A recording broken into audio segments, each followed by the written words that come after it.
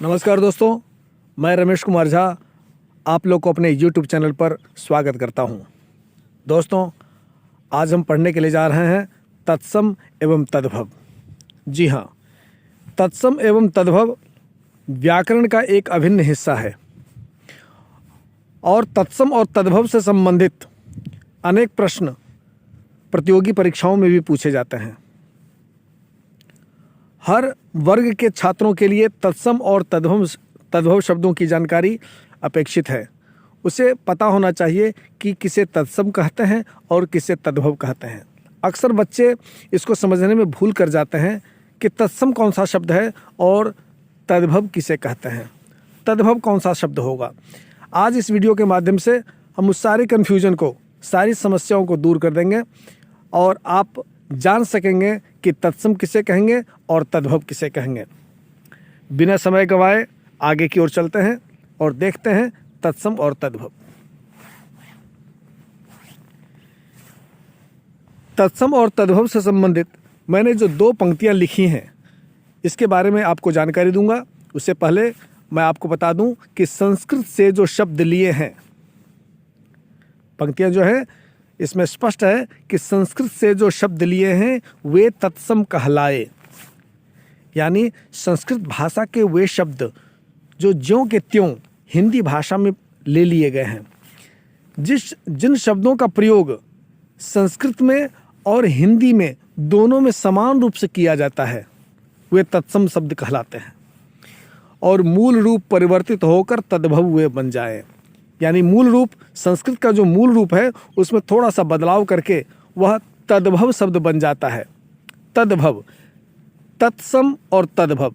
तत्सम ये 2 शब्द मिले हैं। तत् यानी उसके, सम यानी समान। किसके समान? तो संस्कृत के समान।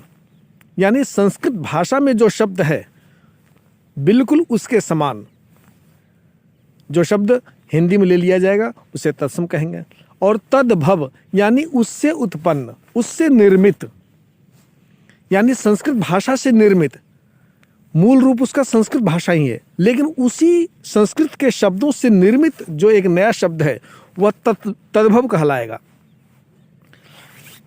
अर्थात संस्कृत भाषा के जिन शब्दों को हिंदी भाषा में ज्यों के त्यों ले लिए गए हैं वे तत्सम शब्द कहलाते हैं, तथा संस्कृत भाषा के वे शब्द जो अपने मूल रूप से कुछ बदल गए हैं लेकिन उनके अर्थ में किसी प्रकार का परिवर्तन नहीं हुआ है वे तद्भव कहलाते हैं।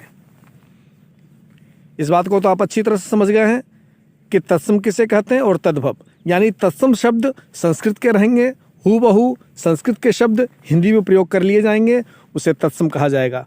और जिन शब्दों को थोड़ा सा बदल करके हिंदी में प्रयोग किया जाता है वे तद्भव कहलाते हैं, लेकिन अर्थ में किसी प्रकार का बदलाव नहीं होता है। जो तत्सम शब्द का जो अर्थ होगा वही तद्भव शब्द का भी अर्थ होगा। चलते हैं, देखते हैं आगे की ओर। आपके सामने है हाथ। इसको संस्कृत में कहा जाता है हस्त। तत्सम शब्द के नीचे देखिए लिखा हुआ है हस्त, और वही तद्भव शब्द के नीचे लिखा हुआ है हाथ। ह से जिस वर्ण की शुरुआत, जिस शब्द की शुरुआत ह से हुई, उसी शब्द की शुरुआत जो है वह तद्भव में भी ह से ही है, हस्त और हाथ। अक्सर आप ध्यान देंगे कि तत्सम शब्द 95% संयुक्त अक्षर होते हैं। संयुक्त अक्षर उसमें रहते हैं क्योंकि संस्कृत में अधिकतर शब्दों का संयुक्त प्रयोग होता है, तो संयुक्त अक्षर होते हैं वे। और हिंदी में जब बदलाव होता है तो उसका जो पहला अक्षर होता है वही होता है। कहीं कहीं थोड़ा सा बदलाव भी होता है, य का ज हो जाता है, क्ष का ख हो जाता है, व का ब हो जाता है। इसका हम प्रयोग बाद में देखेंगे। लेकिन यहाँ पे देख रहे हैं आप हस्त लिखा हुआ है। हस्त ह से शुरुआत है और उसी का हिंदी में प्रयोग होता है हाथ। दोनों का अर्थ समान रूप से है हाथ। लेकिन आप यहाँ पर हस्त को तद्भव में आप कर नहीं कर सकते हैं। कर मतलब भी हाथ होता है, क्योंकि हस्त से ह की शुरुआत हो रही है, लेकिन कर क शब्द है। आप वैसा शब्द ढूंढेंगे जिसका प्रयोग हिंदी में ह से ही हो और अर्थ भी वही हो। तो यहाँ पे तत्सम शब्द है हस्त और उसका तद्भव शब्द बना है हाथ। अंगुष्ठा संस्कृत में अंगुष्ठा कहते हैं और वही औ से ही देख लीजिए अंगूठा, अंगूठा हिंदी में प्रयोग किया जाता है, तो इसका तत्सम शब्द हुआ अंगुष्ठा। और ये भी आप देख रहे हैं यह संयुक्त अक्षर भी है, आधा अक्षर है इसमें श। और अंगूठा, अंगूठा हिंदी में प्रयोग किया जाता है, तो ये तद्भव शब्द है। आगे की ओर चलते हैं। देखिए आपके सामने जो चित्र है इसमें तत्सम शब्द है नेत्र, और नेत्र का तद्भव हो गया नयन। नो से शुरुआत नेत्र की है और नो वर्ण से ही शुरुआत है नयन की। अब यहाँ पर नेत्र को आप आँख नहीं कर सकते हैं तद्भव में, क्योंकि नेत्र नो से शुरुआत है और आँख आ से शुरुआत होगी, इसीलिए तद्भव शब्द उसका आँख नहीं बनेगा बल्कि नयन। दूसरा शब्द नीचे देखिए अक्ष, अ से शुरुआत है अक्ष और उसी को आँख, अ से ही शुरुआत इस प्रकार से वर्ण का ले लिया गया है, तो इस प्रकार से तद्भव हो गया वो आँख है। हिंदी में आँख बोलते हैं, संस्कृत में अक्ष। उसके नीचे देखिए कज्जल, क से शुरुआत है कज्जल और उसी को हिंदी में कहा जाता है काजल। तो कज्जल में भी संयुक्त अक्षर देखिए, अक्ष में भी संयुक्त अक्षर देखिए, नेत्र में भी संयुक्त अक्षर देखिए। संयुक्त अक्षरों का प्रयोग ज़्यादा होता है संस्कृत में, और तत्सम शब्द में भी आप देखेंगे संयुक्त अक्षर ज़्यादा प्रयोग किए जाते हैं। तद्भव में आपको नहीं के बराबर मिलेंगे, कहीं कहीं मिल सकते हैं लेकिन नहीं के बराबर मिलेंगे। तो कज्जल आप देखिए संस्कृत शब्द है और उसी का हिंदी में प्रयोग किया जाता है काजल। आगे चलते हैं, उम्मीद है आप समझ रहे होंगे।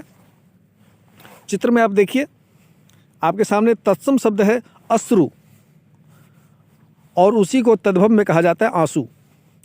औ से शुरुआत है, संयुक्त अक्षर भी है अश्रु और आंसू। आंसू हिंदी में प्रयोग किया जाता है और संस्कृत में उसको कहते हैं अश्रु।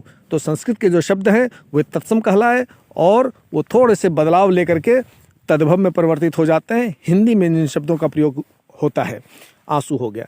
इसके बाद देखिए आपके सामने जो चित्र है वह है मस्तक। तत्सम शब्द है मस्तक, संयुक्त अक्षर भी है, मौ से शुरुआत है और यही तद्भव में मौ से शुरुआत हो रहा है माथा।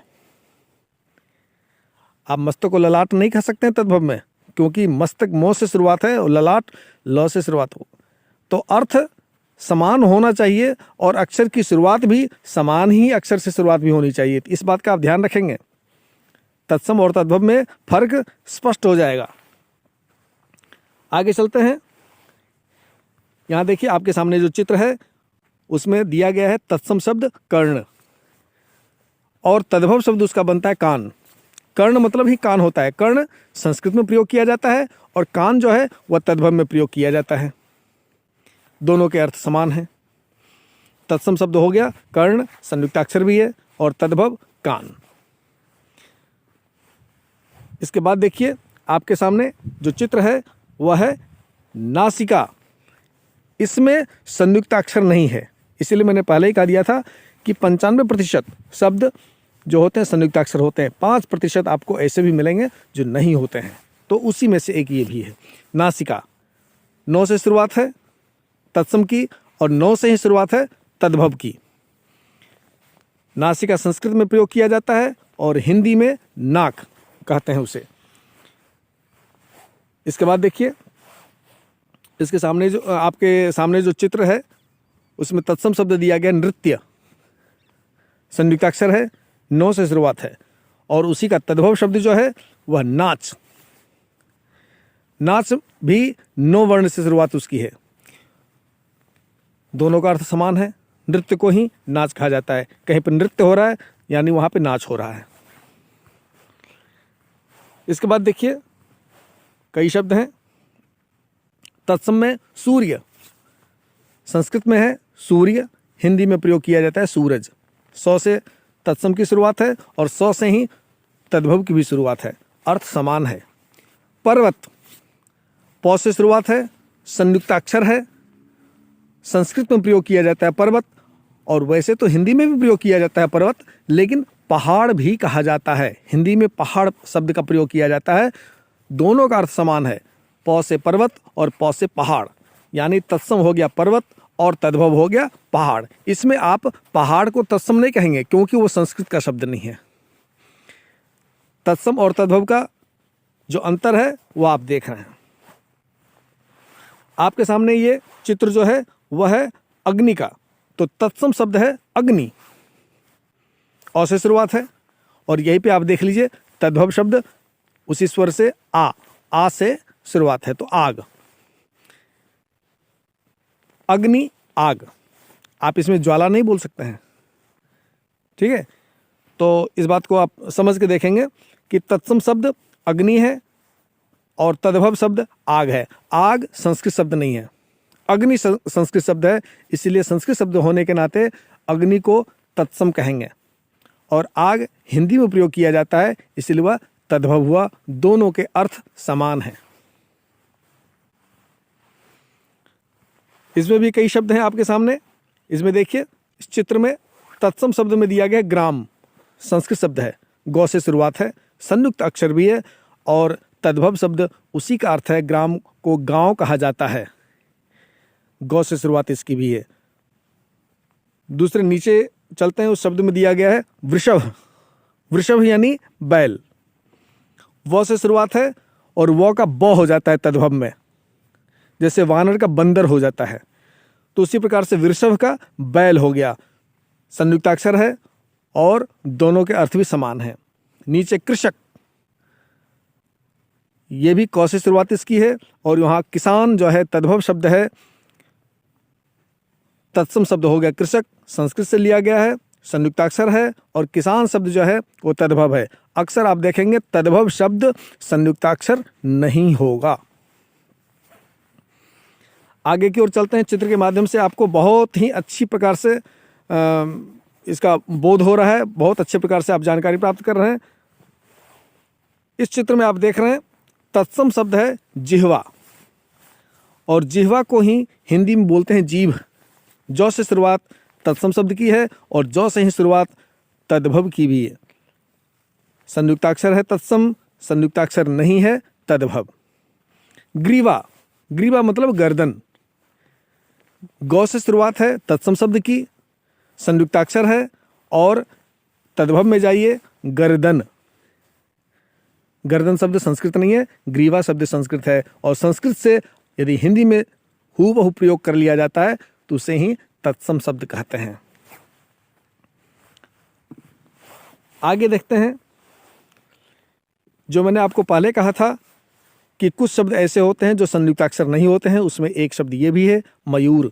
मयूर शब्द का प्रयोग संस्कृत में किया जाता है मोर के लिए, तो संस्कृत के शब्द होने के नाते इसको हम तत्सम कहेंगे, और मौ से मयूर होता है तो मौ से मोर भी होता है, तो मोर हो गया तद्भव, क्योंकि इसका प्रयोग हिंदी में किया जाता है। यह संस्कृत शब्द मोर नहीं है, इसीलिए यह तद्भव है, और मयूर शब्द का प्रयोग संस्कृत में किया जाता है, इसलिए तत्सम हुआ। दूसरा नीचे जो शब्द दिया गया है वो पक्ष, पक्ष है, संयुक्त अक्षर है, पौ से शुरुआत है, और उसी का तद्भव शब्द जो है पंख है, पौ से उसकी भी शुरुआत है। तो पक्ष संस्कृत शब्द होने के कारण तत्सम कहलाया, और पंख उसमें थोड़ा सा परिवर्तन हो गया है, मूल रूप परिवर्तित हो गया है, लेकिन अर्थ स्पष्ट है, अर्थ समान है, इसीलिए उसे तद्भव कहेंगे। आगे की ओर चलते हैं। चित्र में आप देख रहे हैं तत्सम शब्द वानर है, वो का बौ हो जाता है, मैंने पहले भी आपको कहा था, यहाँ पर स्पष्ट है वानर शब्द है, इसमें कोई संयुक्ताक्षर नहीं है, लेकिन संस्कृत में प्रयोग होने के कारण यह तत्सम शब्द है। और वानर का प्रयोग हिंदी में भी सेम कर लिया जाता है, हूबहू हिंदी में प्रयोग कर लिया जाता है, जैसे वानर सेना, वानरी सेना, तो वानर शब्द का प्रयोग किया जाता है, लेकिन वो का बौ हो जाता है बंदर, तो बंदर हो गया तद्भव। बंदर का प्रयोग संस्कृत में नहीं किया जाता है, वानर शब्द होता है, इसीलिए वानर तत्सम हुआ और बंदर तद्भव। इस वीडियो के लास्ट में आपसे हम कुछ प्रश्न भी करेंगे, आपकी परीक्षा भी ली जाएगी, प्रतीक्षा कीजिए। इस चित्र में आप देख रहे हैं एक पक्षी है और घोंसला है, तत्सम शब्द है पक्षी, और उसी का तद्भव हो गया है पंछी। पौ से शुरुआत है तत्सम शब्द की, पौ से ही शुरुआत है तद्भव की।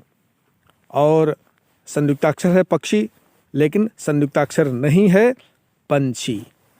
तो आप बहुत कुछ सीख गए होंगे, बहुत कुछ जान गए होंगे। चित्र को देखते ही शब्द को आपके सामने आएगा, तभी आप समझ जाएंगे कि तत्सम कौन है और तद्भव क्या है।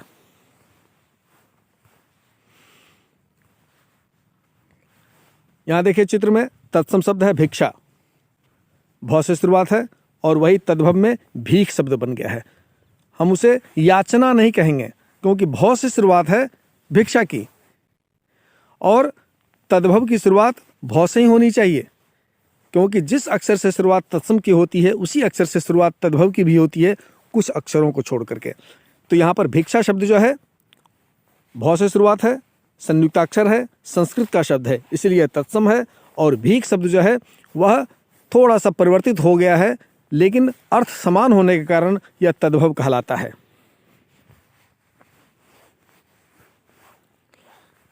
देखिए इस चित्र में आपके सामने दिखाया गया है आम्र, जो तत्सम शब्द है, संस्कृत से लिया गया है। आम्र संयुक्ताक्षर है और आ से शुरुआत इसकी है, और तद्भव में जा करके या बदल करके आम कहलाता है। दोनों का अर्थ समान है और संस्कृत शब्द होने के कारण तत्सम है आम्र, और थोड़े से परिवर्तित होने के कारण तद्भव शब्द है आम।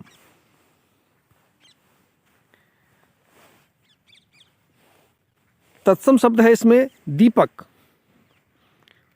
और तद्भव है दिया। दीपक शब्द का प्रयोग हिंदी में भी किया जाता है, लेकिन शब्द संस्कृत का होने के कारण उसे तत्सम माना गया है, और शब्द हिंदी का होने के कारण उसे दिया कहा गया है। मूल रूप परिवर्तित होकर के जो शब्द प्रयोग किया जा रहा है हिंदी में, तो दिया तद्भव शब्द हो गया और दीपक तत्सम शब्द है। दोनों के अर्थ में समानता है।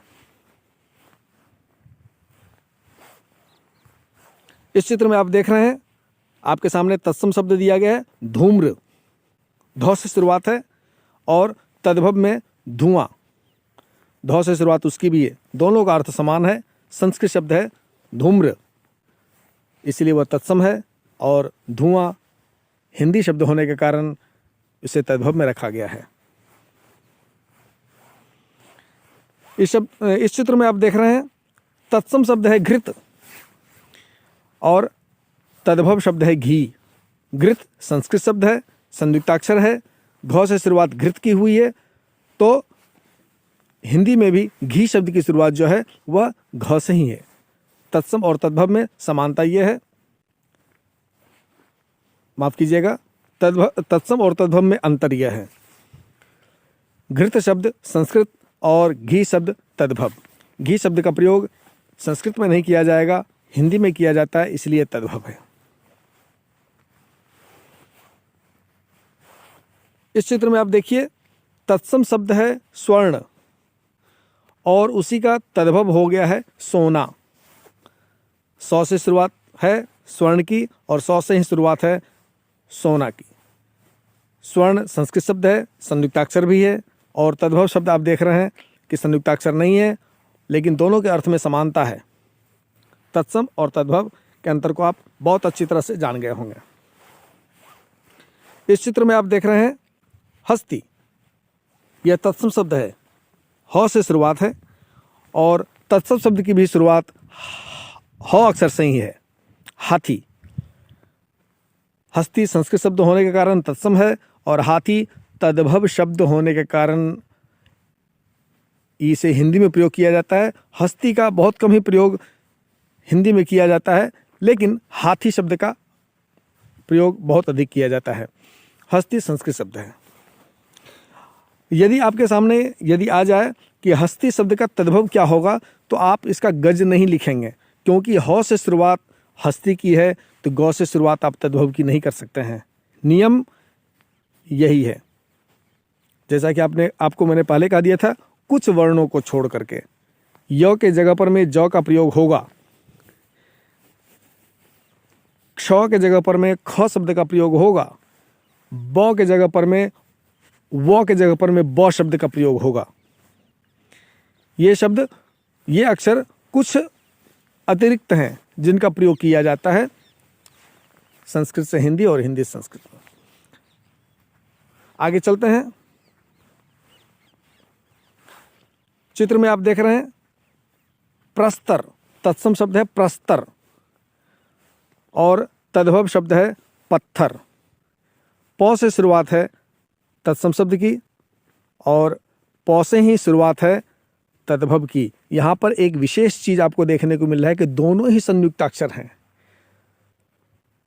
कभी कभार ऐसा हो जाता है कि तद्भव शब्द भी संयुक्ताक्षर हो जाएं, लेकिन आपको ये भी स्पष्ट है कि प्रस्तर शब्द का प्रयोग कहीं भी आपको हिंदी में नहीं मिलेगा।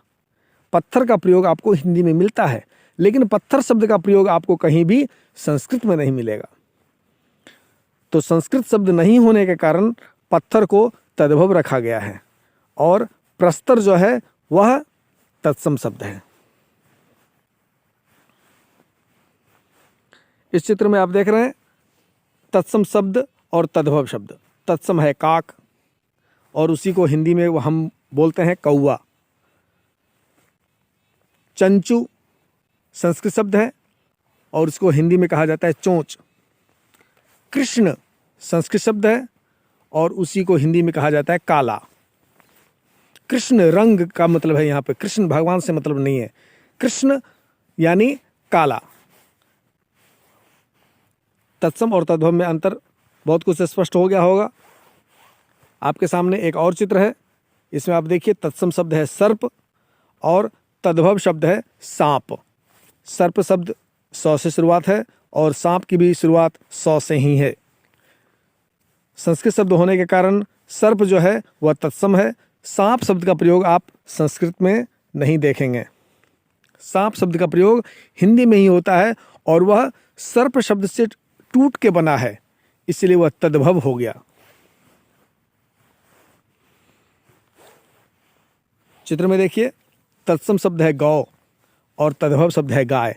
अब आप खुद निर्णय करिए कि गाय शब्द का प्रयोग कहीं संस्कृत में मिलता है क्या? नहीं मिलता है, लेकिन गौ शब्द का प्रयोग संस्कृत में मिलता है। तो संस्कृत शब्द तो आप जान गए कि इसमें गौ है और गौ से ही निर्मित हुआ है गाय। तो जो निर्मित हुआ है वो तद्भव हो गया, जो पहले से संस्कृत का है वह तत्सम है।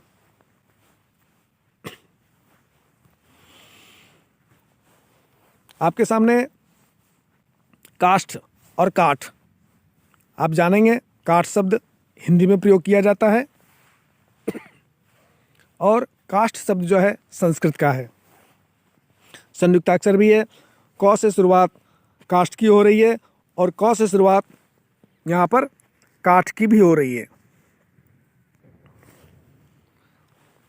आगे चलते हैं। देखिए चित्र के माध्यम से आज आपको हम तत्सम और तद्भव दोनों को स्पष्ट कर रहे हैं। तत्सम शब्द है दुग्ध और तद्भव शब्द है दूध। दुग्ध संस्कृत शब्द है और दूध हिंदी शब्द है। दूध का प्रयोग हिंदी में होता है, संस्कृत में नहीं होता है। संस्कृत में प्रयोग नहीं होने के कारण वह तत्सम नहीं है। तत्सम दुग्ध शब्द है और तद्भव दूध है।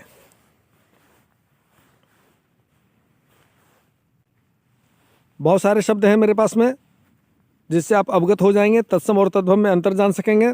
यहाँ पे तत्सम शब्द है पत्र और तद्भव शब्द है पत्ता। हरित को ही हिंदी में कहा जाता है हरा। यहाँ पर देखिए जिस अक्षर से शुरुआत तत्सम की हो रही है उसी अक्षर से शुरुआत तद्भव की भी हो रही है।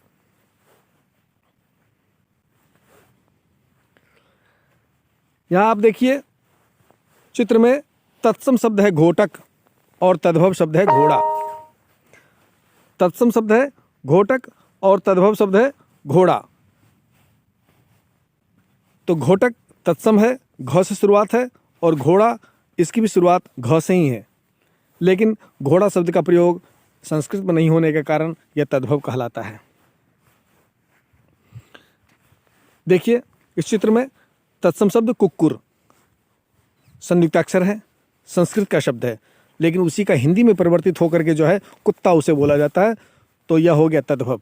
वानर और बंदर। पहले भी बताया गया था वानर और बंदर का, फिर से एक बार बताया जा रहा है। वानर संस्कृत शब्द है और बंदर जो है वह तद्भव शब्द है। अब आपके सामने कुछ आपने अभी तक जो पढ़ा है उससे संबंधित प्रश्न पूछे जाएंगे। बताइए, इस चित्र में आपको, इसमें तो आपको स्पष्ट हो गया है कि तत्सम बिंदु शब्द है और तद्भव बूंद है। आगे हम परीक्षा लेंगे। तत्सम है बिंदु और तद्भव है बूंद। आगे तत्सम शब्द है चंद्र और उसी का तद्भव बनता है चांद। चंद्र और चांद में अंतर स्पष्ट है। संयुक्ताक्षर है तत्सम शब्द और संयुक्ताक्षर नहीं है तद्भव शब्द। अक्षर से शुरुआत, चौ अक्षर से शुरुआत है तत्सम की और चौ से ही शुरुआत है तद्भव की, लेकिन दोनों के अर्थ समान हैं। दोनों के अर्थ में एक समानता है। आपके सामने है वत्स, संयुक्ताक्षर है और वो का ब हो गया है बछड़ा, तद्भव शब्द। पुच्छ, उसी का बदल करके हो गया पूंछ, तद्भव हो गया। संस्कृत शब्द जो है वो वत्स और पुच्छ है और हिंदी शब्द है बछड़ा और पूंछ, जो तद्भव कहा जाता है।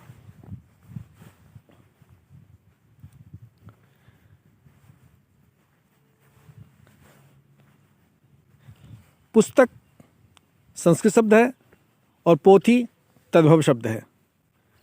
संयुक्ताक्षर है पुस्तक और संयुक्ताक्षर नहीं है पोथी। पौ से शुरुआत है पुस्तक की और पौ से शुरुआत है पोथी की। अब यहाँ पर पुस्तक का तद्भव आप किताब नहीं कह सकते हैं। इसलिए नहीं कह सकते हैं क्योंकि पौ से शुरुआती अक्षर इसका जो है पौ है, लेकिन किताब का क होता है। इस बात का आपको ध्यान रखना है कभी भी तत्सम और तद्भव में अंतर स्पष्ट करते हुए। सामान्य परीक्षा लेते हैं, आपसे पूछते हैं, बताइए ये जो आपके सामने है चित्र जो आया है, यह चित्र क्या है? तत्सम और तद्भव इसका बताएं क्या होगा? बिल्कुल सही है, घोटक और घोड़ा। इसका क्या होगा? इसका तत्सम क्या होगा? इसका तत्सम अग्नि और इसका तद्भव होगा आग।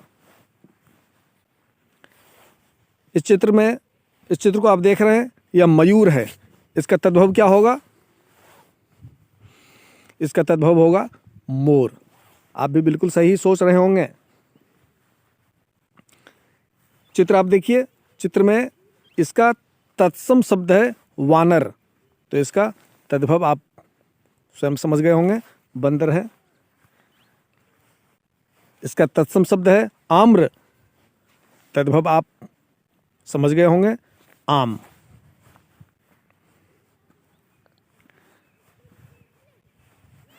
इसका तत्सम शब्द आपको बताना है। बिल्कुल सही, घृत। और तद्भव मैं बताता हूं, इसका तद्भव है घी। इस चित्र को आप देखकर बताएं इसका तत्सम और तद्भव क्या होगा? इसका तत्सम हस्ती और तद्भव हाथी।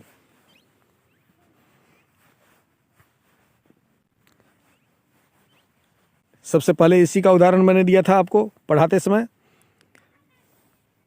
हस्त और हाथ। बिल्कुल सही है। इसका अभ्यास यदि आप कर लेंगे तो फिर आपके सामने कभी भी किसी प्रकार की जो समस्या है वो नहीं आएगी। कन्फ्यूजन कभी होगा ही नहीं कि तत्सम किसे कहते हैं और तद्भव किसे कहते हैं। इसका तत्सम शब्द है अश्रु और तद्भव क्या है? आंसू। इसका तत्सम शब्द है कर्ण और कर्ण का तद्भव क्या होगा? कान। बिल्कुल सही है। यह है नासिका और इसे हिंदी में कहते हैं नाक, तो तत्सम शब्द हो गया नासिका और तद्भव हो गया नाक। आपका बहुत बहुत धन्यवाद इस वीडियो को देखने के लिए। और इस वीडियो से संबंधित यदि कोई भी समस्या हो, किसी प्रकार का आपको ये कन्फ्यूजन हो, किसी प्रकार की जानने की इच्छा हो किसी भी चीज़ की तत्सम और तद्भव संबंधी, आप बेहिचक मुझे मैसेज भेज दें, हम आपकी समस्या का समाधान करेंगे। बहुत बहुत धन्यवाद। यदि अभी तक आपने हमारे वीडियो